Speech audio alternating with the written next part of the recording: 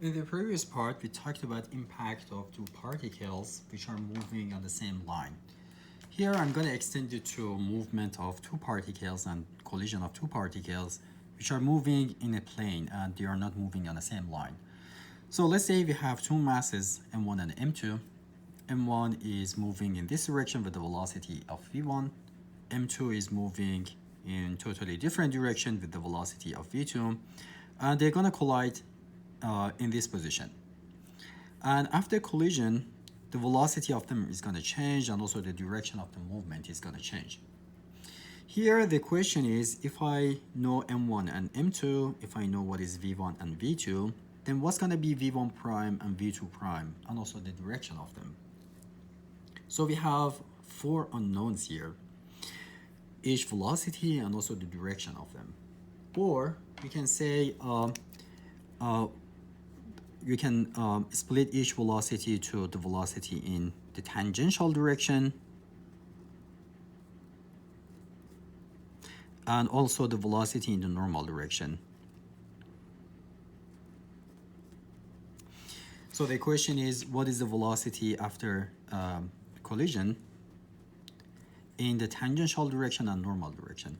Tangential direction means the direction which is tangential to both particles if we assume both of them are spheres. The tangent line to both of them during the impact, we are going to call that tangential direction. And perpendicular to that, we are going to call it normal direction.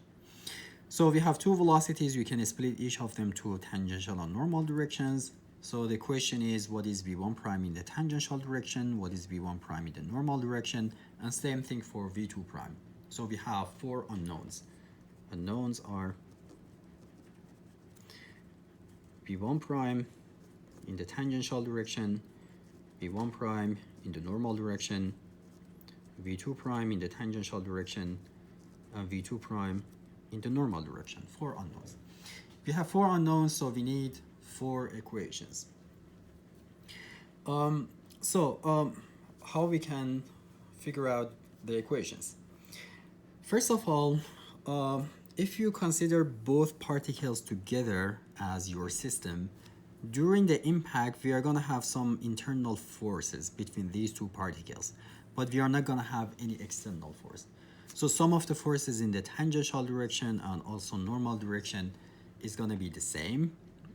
And because of that, the linear momentum in the tangential direction and normal direction for the whole system is going to remain the same. That's going to give you two equations.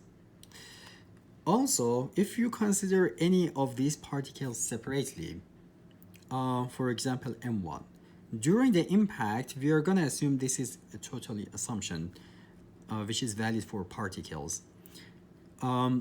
During the impact, we are going to assume the impact force between these two is just in the normal direction.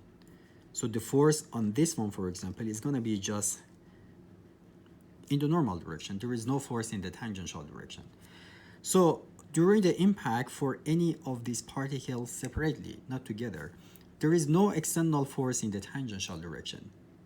Because there is no external force in the tangential direction for any of them, their linear momentum in the tangential direction is going to remain the same. And you can write that for each particle separately, which is going to give you two equations. So let's start with that. Sum of the forces for each mass, sum of the forces in the tangential direction is equal to 0 during the collision. Because of that, we are going to have conservation of linear momentum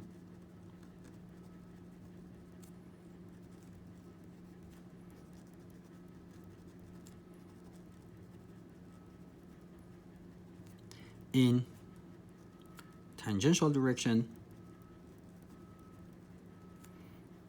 for any of these particles. So for the first particle, we have linear momentum in the tangential direction before impact and after impact should be equal to each other. The linear momentum before impact is going to be m1 times the component of the velocity in the tangential direction. So it's going to be m1 times v1 in the tangential direction, which means this velocity. The other component of the velocity is going to be v1 in the normal direction, right? So m1 times the velocity in the tangential direction before impact is going to be equal to m1 times velocity of it after impact in the tangential direction. m1 is going to cancel out from both sides of the equation, and we are going to have v1 prime, or velocity of it after impact in the tangential direction, is going to be equal to v1 in the tangential direction before impact. What's the meaning of this? It means the velocity of these particles in the tangential direction is not going to change during the impact. So we are going to have the same thing for the second mass as well. So v2 prime in the tangential direction is going to be equal to v2 in the tangential direction. Velocity of this particle in the tangential direction before and after impact is going to remain the same. So we have two equations here.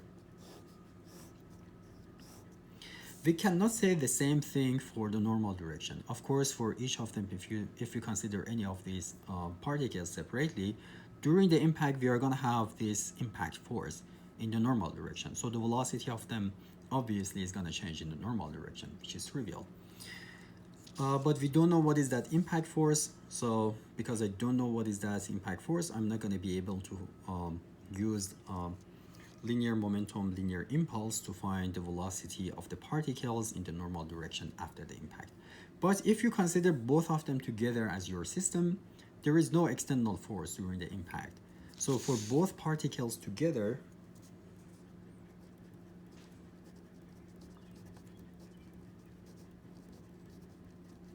we have sum of the forces in any direction, particularly in the normal direction, is equal to 0. So the linear momentum for both of them, for your system, is going to remain the same in the normal direction. So it means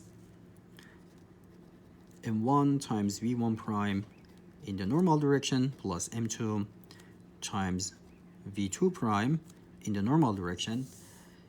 The linear momentum of each of these particles in the normal direction, if you add them together, is going to be the same as before the impact, which means m1 times v1 in the normal direction before impact plus m2 times v2 in the normal direction. What is the fourth equation? So far we have 3 equations. But as I explained at the beginning, we have 4 unknowns, right? I can write the conservation of linear momentum in the tangential direction for both particles, because there is no force. If you consider both of them together as your system, there is no external force in the tangential direction. So the linear momentum before impact and after impact for both particles together is going to remain the same before and after impact. But that equation is not going to give us any new equation, because that equation is a combination of these 2 equations, means the linear momentum in the tangential direction is going to remain the same for both particles together. So that equation is not independent from these 2 equations. The last equation comes from coefficient of restitution. Obviously, the velocities after impact depends on the material property, right? So we need to have another equation for that one. Based on experiments, we can write the same equation that we had for 2 particles, which included coefficient of restitution. We can have the same equation for this case, for oblique central impact, but we need to write it just in the normal direction. It means the last equation is this. Coefficient of restitution is equal to relative velocity of separation after impact divided by relative velocity of approach before impact, which means v2 prime in the normal direction minus v1 prime in the normal direction divided by v1 velocity of the first particle before impact minus velocity of the second particle in the normal direction before impact. Make sure to consider the sign of these velocities too. For example, if the first particle, M1, is moving in this direction, V1 in the tangential direction is positive, but V1,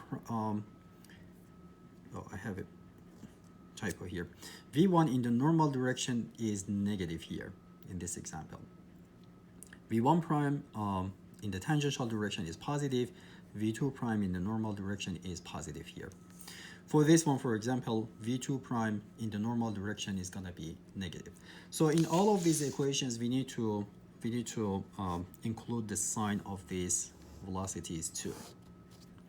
So altogether, we have 4 equations, 1, 2, 3, and 4. And of course, we have 4 unknowns, as I explained it at the beginning of this video.